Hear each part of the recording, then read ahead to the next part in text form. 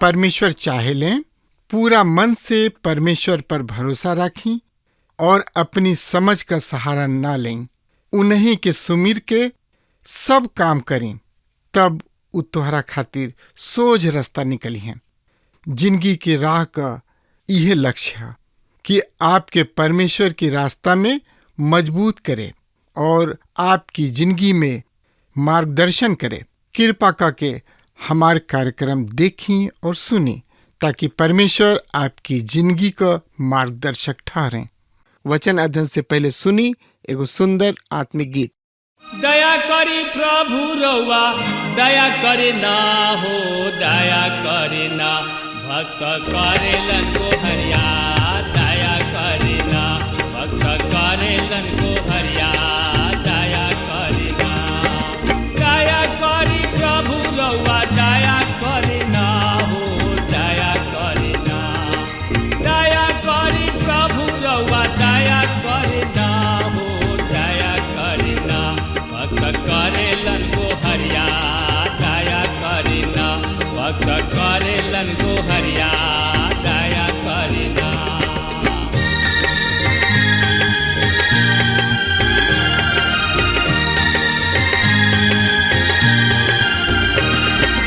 दया करी कृष्ण रउआ दया करे ना हो, दया करे ना।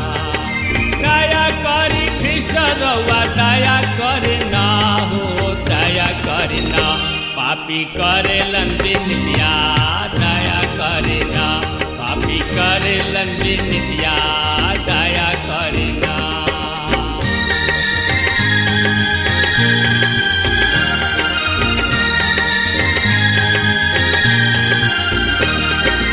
हाथ जोड़ी करी प्रभु शरण में सिसवा, दया करे ना। हाथ जोड़ी करी प्रभु चरण में सिसवा, दया करे ना। सेवक मांगेलन बरतनवा, दया करे ना। सेवक मांगेलन बरतनवा, दया करे ना। दया करे ना प्रभु दया करे ना जी, दया करे ना। दया करी प्रभु रउआ दया करे ना हो, दया करे ना भक्त करेलन को हरिया, दया करे ना। सेवक करेलन को हरिया, दया करे ना। सेवक करेलन को हरिया, दया करे ना। हाँ मित्र, त एकरा बारे में जानकारी खातिर रुआ हमरा संगे आपन पवित्र शास्त्र बाइबल निकाल ली। दानियल नबी की किताब 3 अध्याय के 3 पद एह तरी से साफ साफ बता रहा बा।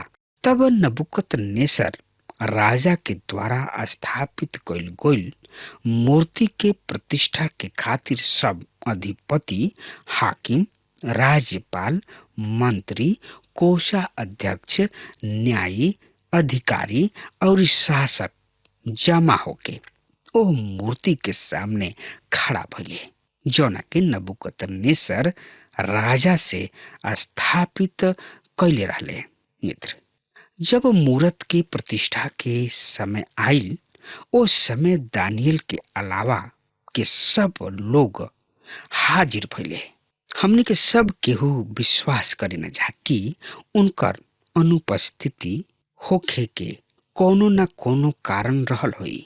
संभवतः वो कुछ सरकारी काम से बहरी गइल रहन उ इस समय बाबुल राज में बहुत ही बड़ पदाधिकारी रहले। मित्र, यही अध्याय के 4 से 6 पद एह तरी से बता रहल बा।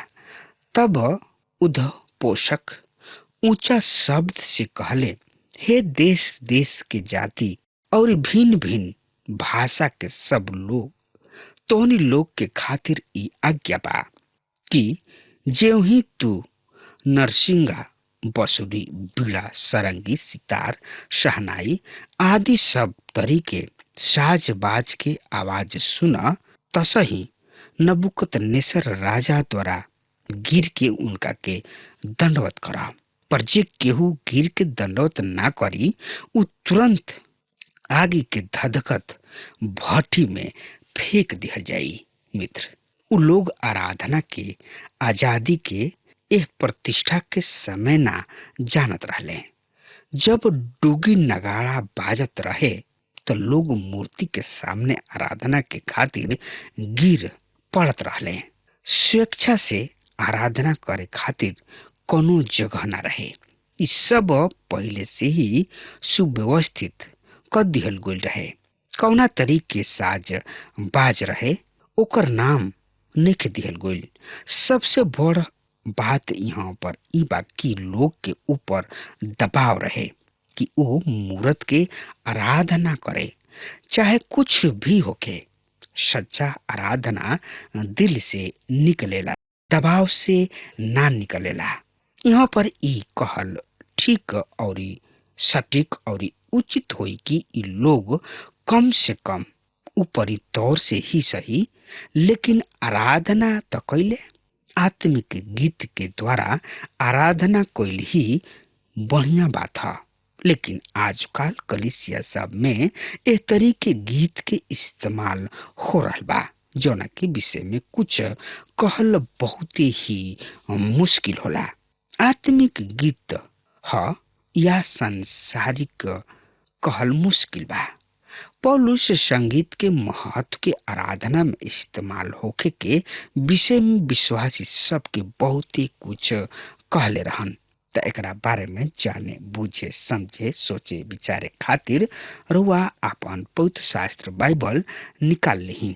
इफिसियों के पत्री 5 अध्याय के 19 पद एह तरी से बता रहल बा, और आपस में भजन, स्तुति, गान या आत्मिक गीत गावल करा, और अपना अपना मन में प्रभु के खातिर गावत तथा कीर्तन करत रहा।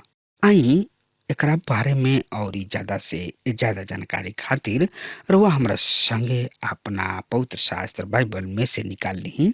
कुलुसियों के पत्री 3 अध्याय के 16 पद ए तरी से बता रहल बा, मसीह के वचन के अपना दिल में बहुतायत से बसे द, समस्त ज्ञान सहित एक दूसरा के शिक्षा और चेतावनी द। अपना दिल में धन्यवाद के साथ परमेश्वर के खातिर भजन और स्तुति, गान और आत्मिक गीत गावा। चाहे कुछ भी गीत संगीत के शुरू उत्पत्ति से ही बा। उत्पत्ति के किताब 4 अध्याय के 21 पद में लिखल बा, और उनका भाई के नाम युबाल है।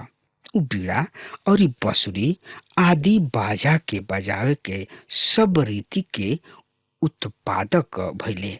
चाहे कुछ भी होके, जब कभी भी गीत शरीर के प्रभावित कर ले त ए में सच्चा आराधना के समावेश ना होला। और यदि संगीत लोगन के आत्मिक रूप से उभार के परमेश्वर के नजदीक आराधना के खातिर ले आवेले त उ लोगन के आत्मिक उत्थान के कारण बनले। प्रिय श्रोता मित्र भाई बहन, ए खाली हम विशेष सभा में प्रचार करे खातिर बुलावल गइनी। हमरा संदेश में पहले एगो औरत आई और एगो गीत गौली। उ पूरा रीति से दिखावा रहे। हमार तो मन खिन हो गई। ऐसे हम संदेश से पहले एगो और गीत सभा में गईनी। एकरा बाद संदेश देनी। सभा समाप्त यानी कि खत्म होखला के बाद हम पादरी साहब से पूछनी कि ई के रहे जौन गीत गौली हा। पादरी साहब कहले ई हमरा ही कलीसिया के एगो कमेटी के मेंबर के लड़की रहा। ऊ अक्सर सभा आराधना होखे से पहले गीत गावल करेली। हम मानतानी कि आराधना में संगीत के होखल बहुते बढ़िया बा, मगर संसारिक ना। जौन लोग ओ मूर्त के आराधना ना करत रहले ओहनी लोग के खातिर राजा बहुते बड़ दंड तैयार क के रखले रहले। सब लोग जाके ओ मूर्त के सामने मुड़ी झुकौले, मगर वहां पर उपस्थित ई तीनों आपन कपार के ओकरा सामने ना झुकौले।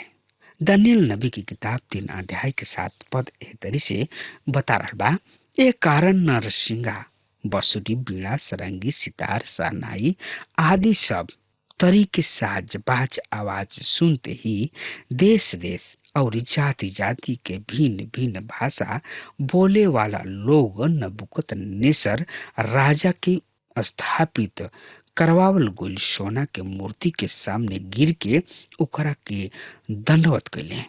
यहाँ पर जतना लोग आराधना करत रहले सब बहरी रूप से करत रहले। कुछ ही ऐसा लोग रहन जौन की मन से करत रहले। त एकरा बारे में और ज्यादा से ज्यादा जानकारी खातिर रुआ अपन पवित्र शास्त्र बाइबल निकाल ली। दानियल नबी की किताब 3 अध्याय के 8 पद के हम रुआ सामने पढ़े जा रहा बनी। ए कारण कुछ कसदी ओ समय राजा के पास जाके यहूदी सब पर दोष लगावे लगले।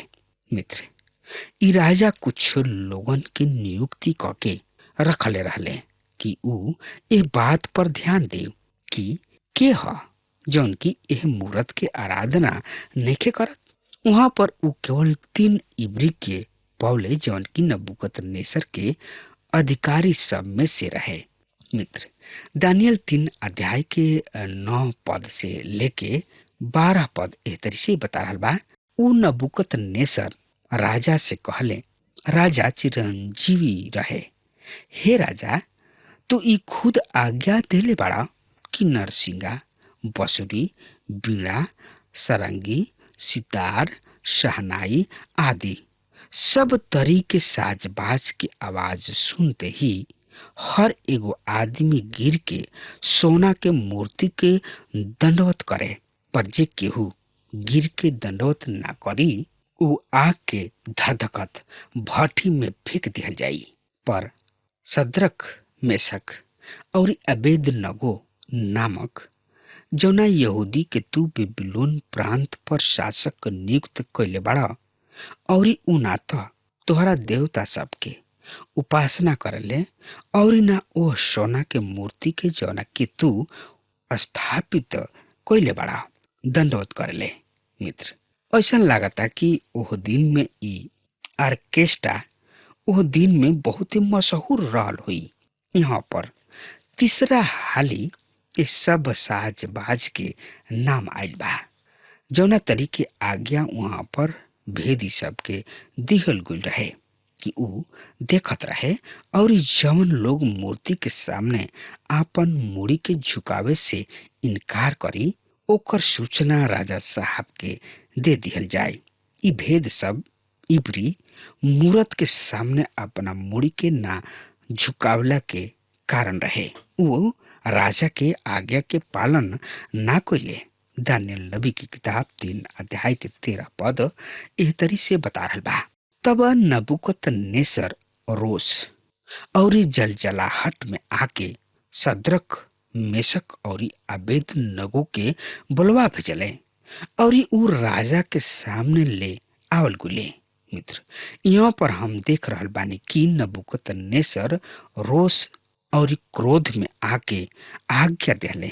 ऐसा लगता कि यह आदमी के दिमागी समस्या रहे, उनका हिस्टीरिया भी भइल रहे। कभी कभी ऊ बहुत ही क्रोधित भइल करत रहले और कभी कभी बहुत जोर जोर से हंसत भी रहले। यही अध्याय के 14 और 15 पद एह तरी से बता रहल बा। नबूकदनेस्सर उनका से पूछले, हे दशरख, मेशक और अबेदनगो, का ई सच बा कि तू ना तो हमरा देवता सब के उपासना करेला और ना ओ सोना के मूर्ति के जोना के हम स्थापित कैले बानी दंडवत करेला।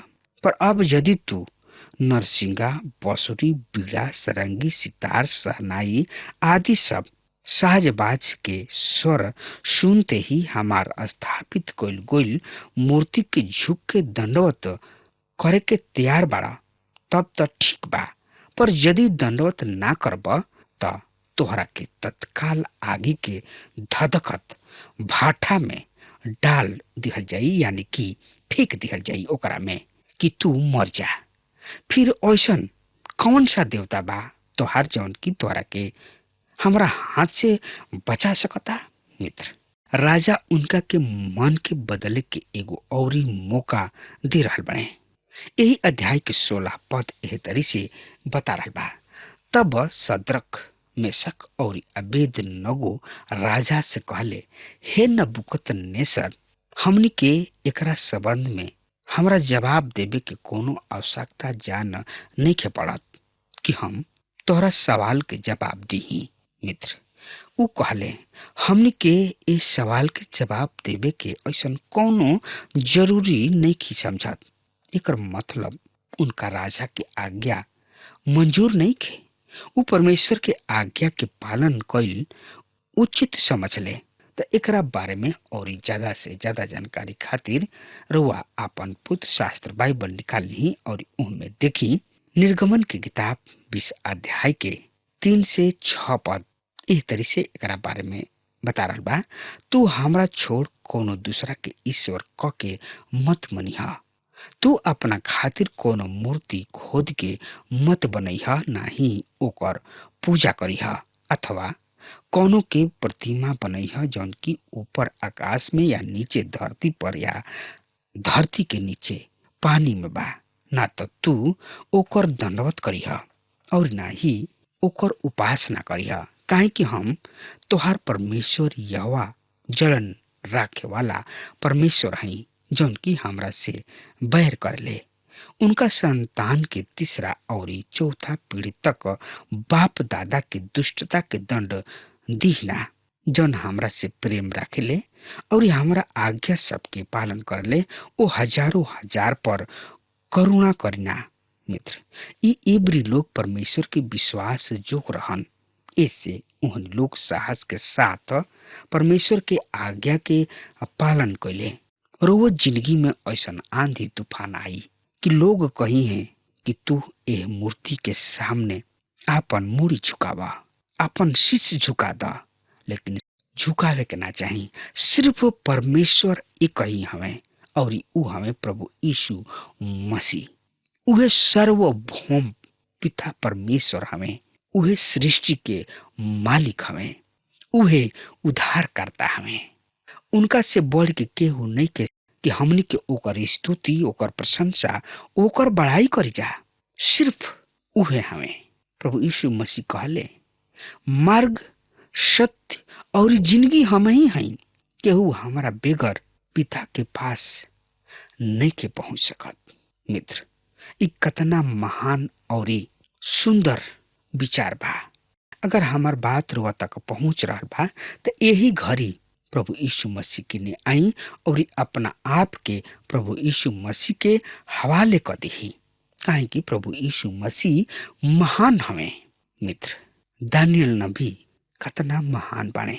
उनका बात से रुआ सीख सकता नहीं, विचार कर सकता नहीं। दानियल के कहल जाता और ही उनका 3 गो मित्र के भी कहल जाता है कि तू शीश झुकावा, नहीं तो तोरा के आगे के भट्टी में फेंक दिहल जाई। लेकिन ये लोग का करताने, शीश के निखल झुकावत, लेकिन प्रभु में बाड़े लोग। ये लोग प्रभु के जन हमें, लोग प्रभु के उद्धारकर्ता के रूप में स्वीकार कर ले बाड़े लोग। ऐसे प्रभु में ये लोग बनल बाड़े। मित्र, अब हमार समय खत्म हो रहा बा, तब तक खातिर हुआ हमरा के आज्ञा दी। परमेश्वर हुआ के बहुते आशीष देश। आमीन। हमके विश्वास बा कि ई कार्यक्रम आप सब खातिर फायदेमंद सिद्ध भइल हुई। हम चाहतनी कि आप सब आपन आपन आशीष हमरों से बांटी। अगर आप सबके लगे बाइबल से, चाहे आपकी निजी जिंदगी से क्यों सवाल होके, चाहे क्यों समस्या खातिर प्रार्थना करावे चाहतनी, तो हमारी फोन नंबर पर जरूर संपर्क करें। परमेश्वर आप सबके बहुत आशीष प्रदान करें और आज का दिन आप खातिर सुखद बनावें।